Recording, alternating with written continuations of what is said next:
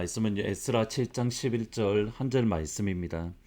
여호와의 계명의 말씀과 이스라엘에게 주신 율례 학자요 학자 겸의 제사장인 에스라에게 아닥사스다 왕이 내린 조서의 초본은 아래와 같으니라. 신학을 하고 목회를 하려고 하나님께 기도하고 또 결심을 했을 때에 하나님께서 저에게 주셨던 두 가지 말씀, 제 마음속에 주셨던 두 가지 말씀이 있습니다. 첫 번째는 이사야 50장 4절의 말씀입니다. 주 여호와께서 학자들의 혀를 내게 주사 나로 공고한 자를 말로 어떻게 도와줄 줄을 알게 하시고 아침마다 깨우치시되 나의 귀를 깨우치사 학자들 같이 알아듣게 하시는도다. 하나님께서 학자의 혀를 주셔서 공고한 사람, 어려움에 처한 사람을 어떻게 도와줄 것인가, 특별히 하나님의 말씀으로 어떻게 도와주고 세울 것인가, 그리고 귀를 열어서 다른 어려운 이들의 상황을 알게 하시고 그들의 아픔의 말을 들을 수 있는 영적인 귀, 그러니까 하나님의 말씀을 주셔서 어려움 가운데 있는 이를 말씀으로 도울 수 있는 사람. 그리고 두 번째로 주셨던 말씀, 오늘 본문의 말씀이 에스라 7장 6절 그리고 10절 말씀입니다. 이 에스라가 바벨론에서 올라왔으니 그는 이스라엘의 하나님 여호와께서 주신 모세의 율법에 익숙한 학자로서 그의 하나님 여호와의 도우심을 입음으로 왕에게 구하는 것은 다 받는 자이더니 10절에 에스라가 여호와의 율법을 연구하여 준행하며 율례와 규례를 이스라엘에게 가르치기로 결심하였더라. 여기 하나님의 말씀에 익숙한 학자라는 표현입니다. 하나님의 말씀을 깊이 연구하고 묵상함으로 하나님의 말씀을 가르치고 선포하는 것, 이것이 신학을 하고 또 목회를 하고자 했을 때에 하나님께서 주셨던 말씀입니다. 오늘 말씀을 보시면 첫 번째로는 말씀을 연구하고 익히고 묵상함으로 저 스스로가 준행하고 나 스스로가 말씀 앞에 서는 겁니다. 에스라는 말씀을 연구하고 에스라가 그 연구한 말씀을 준행한다. To do it. 말씀을 연구한 그 내용을 지키고 순종한다라고 말씀을 합니다. 그러니까 에스라는 여기에 먼저 그의 삶을 헌신하고 그의 마음과 그의 뜻을 고정을 시켰던 겁니다. 나는 하나님의 말씀을 연구하고 그 말씀대로 살기를 내가 고정합니다. 확정합니다. 결심합니다. 하나님의 말씀을 처음 적용하는 상대는 누구냐면 바로 나 자신인 겁니다. 고신대학교를 졸업하고 총신대학원에 입학을 했는데 총신대학원에 가면 이렇게 학훈이 적힌 큰 비석이 있습니다. 총 5가지인데 신자가 되라, 학자가 되라, 성자가 되라, 전도자가 되라, 목자가 되라. 다른 학구들은 제가 이해가 되는데 딱 하나 처음 이렇게 참 이해가 안 됐습니다. 신자가 되라. 학자, 성자, 전도자 다 목회자로서 맞는 건데 근데 신자가 되라. 적어도 신학대학원에 입학했다라고 한다면 그들은 예수 믿는 믿음을 가진 신자라고 생각했기 때문입니다. 당연히 예수를 믿으니까 예수님을 전하는 목사가 되려고 학교에 온 것 아닌가? 근데 왜 먼저 신자가 되라고 하지? 사실 그것이 이해가 되지 않았습니다. 근데 시간이 지날수록 목회를 할수록 이것이 정말 깊은 뜻이 있다는 것을 이제야 조금씩 이해가 되어집니다. 목회자로서 가장 먼저 중요한 것은 제가 먼저 예수님을 믿는 신자가 되는 것, 예수님 앞에 한 성도로서 살아가는 것. 목회자로서 중요한 것은 제가 먼저 주님 앞에 서는 겁니다. 말씀을 연구하고 깨닫고 그리고 그 말씀을 제가 먼저 준행하고 지키고 예수님과 동행하고 예수님의 은혜 안에 살아가는 것.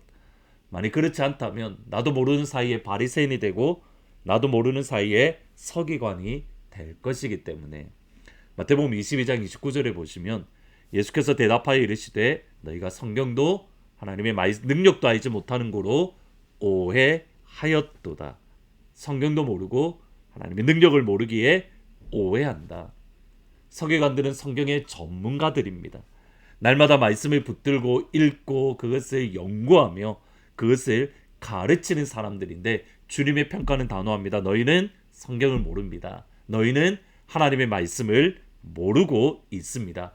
왜 이 말씀을 하시냐면 성경을 모르기 때문이 아닙니다. 그 성경을 지키지 않았기 때문에, 그 말씀을 붙들고 순종하지 않았기 때문에, 순종하려고 말씀을 본 게 아니었다는 겁니다. 하나님의 말씀을 적용하는 대상은 항상 나 자신입니다. 내가 하나님의 말씀 앞에 서야 되고, 내가 하나님의 말씀 앞에 겸손히 무릎을 꿇고 예수님의 이름을 높이고 예수님을 예배하는 것.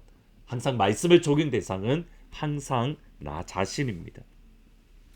두 번째로 에스라는 자신이 묵상하고 연구한 것을 하나님의 이스라엘 백성들에게 가르치기로 결심했습니다. 이스라엘이 무너졌던 이유가 다른 것이 아니라 말씀을 무시했기 때문에, 말씀을 경외하지 않았기 때문에, 말씀을 소홀히 하고 말씀을 사랑하지 않았기 때문에. 오늘 여기에 저희들이 집중할 표현이 있습니다. 10절 말씀을 다시 보시면, 에스라가 여호와의 율법을 연구하고 준행하여 율례와 규례를 이스라엘에 가르치기로 결심하였더라. 결심하였더라.